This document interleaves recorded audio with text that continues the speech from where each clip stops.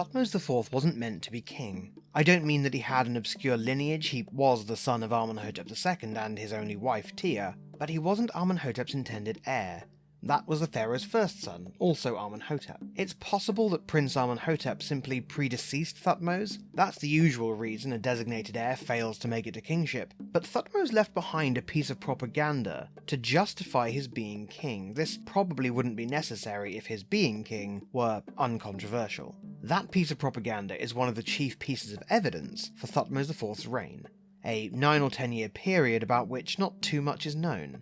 It's called the Dream Stele, and it's found nestled between the forelegs of the Great Sphinx.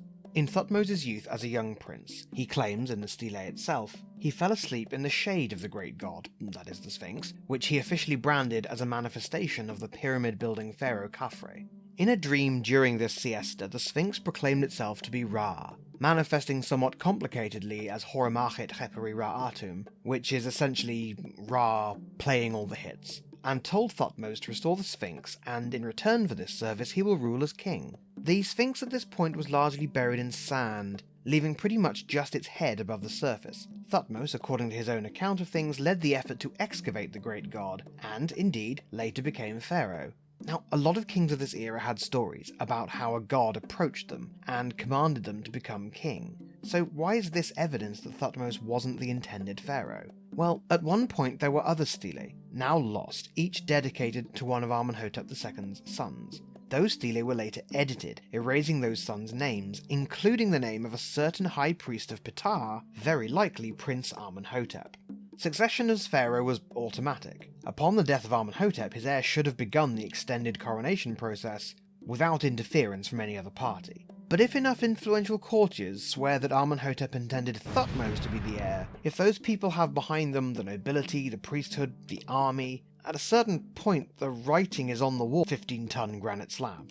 Thutmose's reign isn't one of the most remarkable of the dynasty. He reigned for a decade and he died fairly young. At this point, Egypt was doing pretty well for itself. The domestic military and diplomatic machinery set up by Hatshepsut, Thutmose III, and yes, even Amenhotep II, is all churning along quite well. Dynasties like that can afford to have unremarkable kings. But on the other hand, we mustn't confuse a lack of evidence surrounding Thutmose IV with evidence that he didn't get much done. His legacy is worth discussing because it's linked directly, in my opinion, to the ultimate downfall of the dynasty. His short reign and young death meant that his own son and heir, Amenhotep III, had a much longer reign, and could become the prodigy that elevated Egypt's already stratospheric success, spoiler warning I guess, success that would give license to Thutmose's grandson, Amenhotep IV, to make profound changes to Egyptian society.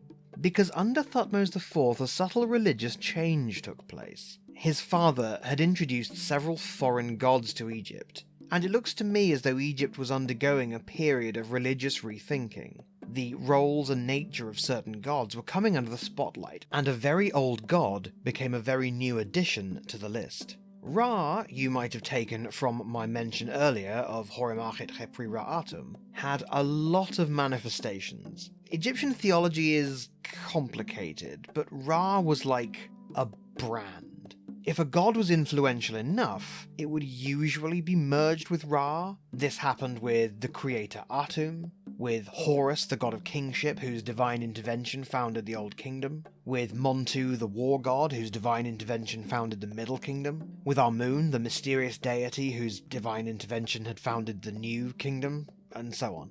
It was Thutmose IV, or one of his priests, who took one of Ra's manifestations and recognized that it was a separate entity, worthy of honoring in its own right. The physical manifestation, in fact, the only part of Ra that was visible to the mortal eye. The day orb, known as Aten.